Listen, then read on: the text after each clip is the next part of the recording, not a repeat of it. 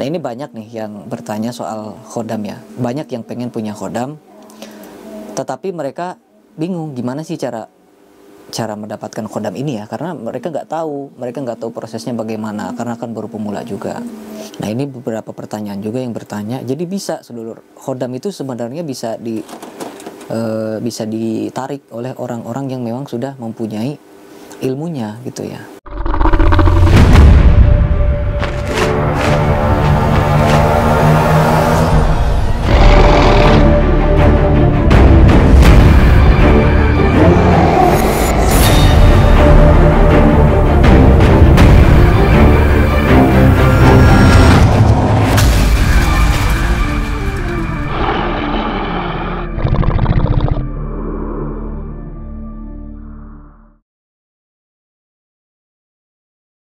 Assalamualaikum warahmatullahi wabarakatuh. Mohon maaf, videonya kami potong terlebih dahulu karena kami akan mempersembahkan berbagai macam produk spiritual dan juga parfum atau minyak asli atau impor dari Arab Saudi atau luar negeri ya.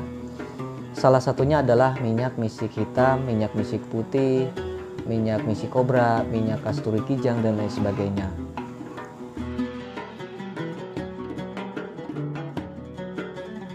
Salah satunya yang saya pegang ini adalah minyak misik hitam asli impor dari Arab Saudi ya.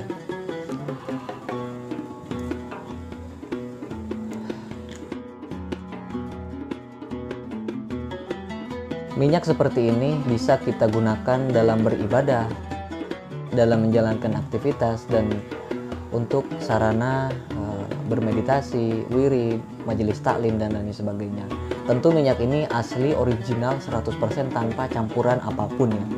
Dan apabila sedulur membutuhkan sarana keselamatan, sarana penjagaan, pengasihan, kerejekian dan lain sebagainya, kami juga menyediakan produk tersebut di Shopee, Tokopedia, Lazada. Sedulur bisa klik link di deskripsi box ya. Mungkin cukup sekian. Assalamualaikum warahmatullahi wabarakatuh.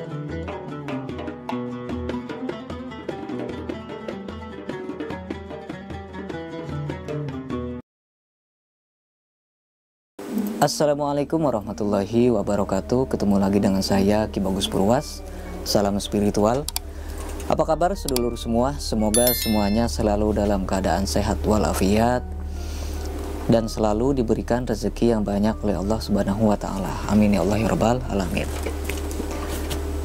Bagaimana sedulur puasanya di bulan Ramadan ini? Semoga puasanya diberikan kelancaran ya. Amin. Jadi pada video kali ini saya kembali lagi hadir untuk menemani sedulur semua. Kita akan kembali lagi membahas tentang dunia spiritual, dunia supranatural, dan juga dunia ilmu kegoiban. Nah, ini yang akan saya bahas ini masih dari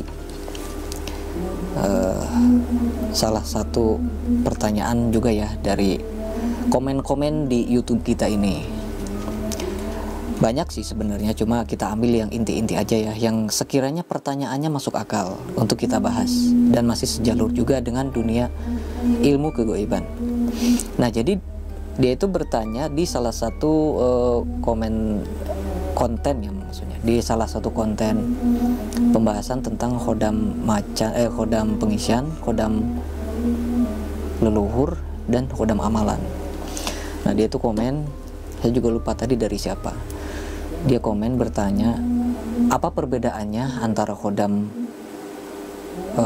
pengisian dan khodam amalan, katanya gitu.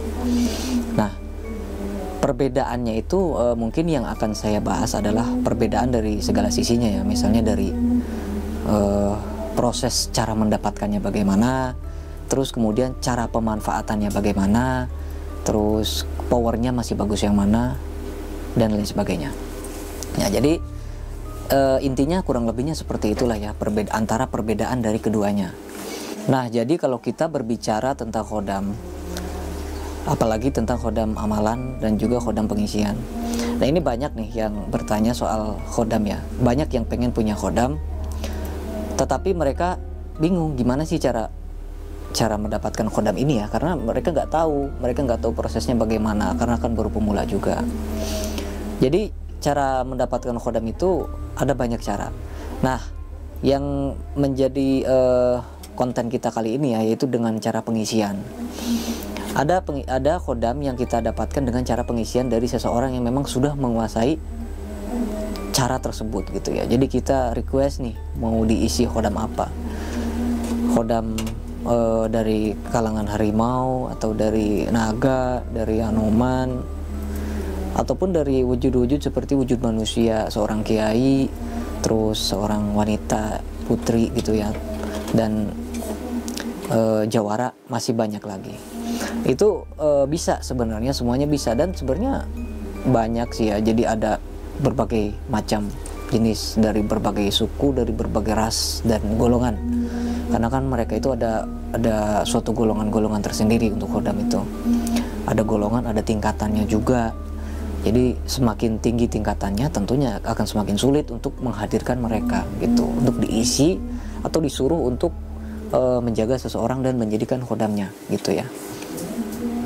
Nah, biasanya khodam yang seperti ini bisa disebut dengan kata instan. Jadi khodam pengisian itu instan sedulur. Jadi kita nggak perlu ngapa-ngapain, kita nggak perlu melakukan wirid selama 7 malam misalnya. Kita nggak perlu berpuasa gitu ya, kita nggak perlu tirakat. Intinya saat kita memilih proses pengisian khodam, maka bisa dibilang instan. Ya meskipun adalah beberapa misalnya harus membutuhkan proses penyelarasan, misalnya harus nelan kapsul, kita wirid beberapa kali kemudian telan kapsulnya, atau dari misalnya diisi jarak jauh lewat media foto gitu ya. Lewat media foto kita biasanya akan dikasih cara untuk penyelarasan, misalnya harus meditasi selama 10 menit gitu ya, paling kayak gitu aja. Tapi itu bisa kita katakan sebagai proses pengisian khodam, proses diisi khodam yang instan gitu ya.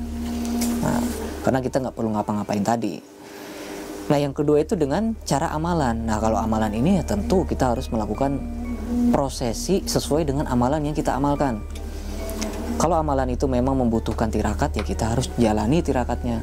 Kalau amalan tersebut membutuhkan proses penyelarasan, misalnya harus diwirid dulu 7 malam, ya kita harus wirid dulu 7 malam gitu kan. Jadi berbeda dengan yang pengisian. Kalau yang pengisian khodam itu kan dia itu langsung intisarinya khodam itu dimasukkan ke dalam wadah batin kita, dan dia langsung menjaga kita gitu.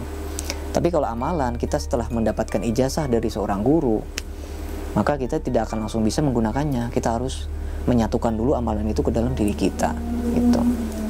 Itu yang pertama ya. Jadi cara mendapatkan khodam itu sendiri. Nah, yang kedua itu apalagi nih yang kedua itu tadi, cara untuk perbedaan powernya ya, cara membedakan powernya. Nah, ini kan tadi juga kita sempat bahas ya. Jadi kan setiap khodam itu kan ada tingkatannya sendiri, ada suku, ras, bangsa, dan masih banyak lagi. Kita ini mau yang tingkatannya seperti apa? Kalau kita istilahkan ya mungkin ada tingkat prajurit, ada tingkat panglima, ada tingkat raja gitu ya. Namun kebanyakan itu yang ambil paling tingkat prajurit dan panglima. Jarang kalau yang mengambil tingkatan yang tingkatnya raja. Karena di sisi lain, kalau yang dari saya minimal harus punya 2 khodam dulu sebagai dasarnya, baru boleh mengambil yang tingkat raja. Kalau langsung ambil khodam yang misalnya Raja Macan Putih, maka dia akan kelebihan power, kelebihan energi, maka dia nanti akan ada hal-hal yang tidak diinginkan sebelum, misalnya sering kesurupan, misalnya sering panas badannya, atau sering seperti ada yang mengganjal tubuhnya gitu. Itu bahaya. Jadi pasti setiap orang-orang yang sudah mahir pengisian khodam, tentu mereka akan tahu sendiri. Nanti kita akan diberi syarat-syarat tertentu. Nah, syarat itu sebenarnya buat kita juga. Nanti kan kita dicek dulu, ini pantas gak, ini cocok gak gitu kan. Nah, sedangkan kalau yang amalan itu kan nggak ada batasannya. Paling amalan yang kalau amalannya memiliki tingkatan-tingkatan tertentu, ya kita pelajari dari tingkat dasar dulu gitu ya. Terus adapun nanti yang tingkat lebih tinggi, nanti kita pelajari yang lebih tinggi. Tapi biasanya kalau untuk istikhdam atau khodam ini biasanya nggak ada tingkatan, semuanya bisa gitu ya. Dan untuk powernya sendiri ya itu tadi ya, tergantung dari golongan mana nih si khodamnya gitu ya, dari tingkatan apa gitu ya. Nah, yang selanjutnya antara khodam pengisian dan khodam leluhur ini masih patuh mana? masih patuh mana gitu ya. Nah, jadi patuh atau tidak itu tergantung cara kita pengamalannya, sedulur. Misalnya kalau di khodam pengisian itu kan kita harus sering ya ibarat kalau dengan bahasa kasarnya kita memberi makannya lah gitu ya. Kita dengan cara memberi makan kadang kan kita harus melakukan meditasi, ada yang harus wirid kunci perintahnya dan lain sebagainya, atau kita menghadiahkan sesuatu gitu ya. Kalau khodam amalannya paling di wirid atau ditirakati ulang aja amalannya untuk meningkatkan powernya gitu ya. Atau mungkin ada beberapa amalan juga yang mengandung khodam gitu ya, yang memang amalan itu amalan khodam gitu ya. Nah, kadang ada yang harus menyediakan berbagai macam sarana gitu, berbagai macam media untuk lebih meningkatkan powernya. Misalnya harus membakar buhur saat proses wiridnya dan lain sebagainya gitu. Nah, jadi semuanya beda, tapi sebenarnya tujuannya sama gitu ya. Jadi kita itu pengen dijaga oleh khodam gitu kan. Nah, ada juga nih satu perbedaan antara khodam pengisian dan juga khodam dari amalan, yaitu adalah apakah bukan ini ya perbedaan, jadi sesuatu yang harus dipertanyakan. Nah, apakah khodam pengisian atau khodam amalan ini khodamnya bisa dicuri gitu ya, dicuri atau diambil oleh orang lain? Nah, ini beberapa pertanyaan juga yang bertanya. Jadi bisa, sedulur, khodam itu sebenarnya bisa ditarik oleh orang-orang yang memang sudah mempunyai ilmunya gitu ya. Atau sedulur pun bisa sebenarnya ingin belajar cara menarik khodam milik orang lain, ya janganlah, nggak usah ya. Sebaiknya nggak usah. Nah, ada sedulur sebenarnya ilmu untuk menarik khodam milik orang itu ada, makanya banyak khodam-khodam orang lain yang dicuri gitu ya. Nah, ini kita harus waspada sebenarnya bagi orang-orang yang seperti ini, mereka yang sering iseng, mereka yang sering ingin menunjukkan kemampuan mereka gitu, yang mengetes lah gitu. Jadi khodam itu bisa dikosongkan, bisa ditarik, dicabut dari diri kita. Nah, makanya kita harus mempunyai apa ya, semacam hijab atau pembenteng supaya orang-orang itu tidak orang-orang yang memiliki kemampuan tersebut itu tidak mencuri khodam yang sudah kita miliki, baik itu dari pengisian ataupun dari amalan gitu, sedulur. Nah, itu tadi pembahasan tentang perbedaan antara khodam pengisian dan juga khodam amalan, sedulur. Jadi semuanya ada apa ya, plus minusnya gitu ya. Ya tergantung dari kitanya sih sebenarnya. Kita butuhnya yang mana, kita perlunya yang mana gitu. Tapi kalau kita mementingkan keinginan, maka ya pasti kebanyakan inginnya yang instan pasti gitu. Tapi ya sesuai dengan kebutuhan juga, sedulur, sesuai dengan kebutuhan dari sedulur dalam kehidupan sehari-hari gitu. Nah, mungkin cukup sekian ya konten kita pada video kali ini. Semoga bermanfaat buat semuanya, setidaknya untuk sedulur yang memang bertanya dan bertanya-tanya tentang persoalan ini. Nah, jadi cukup sekian pada video kali ini. Semoga bermanfaat buat semuanya. Saya Ki Bagus Purwas. Assalamualaikum warahmatullahi wabarakatuh.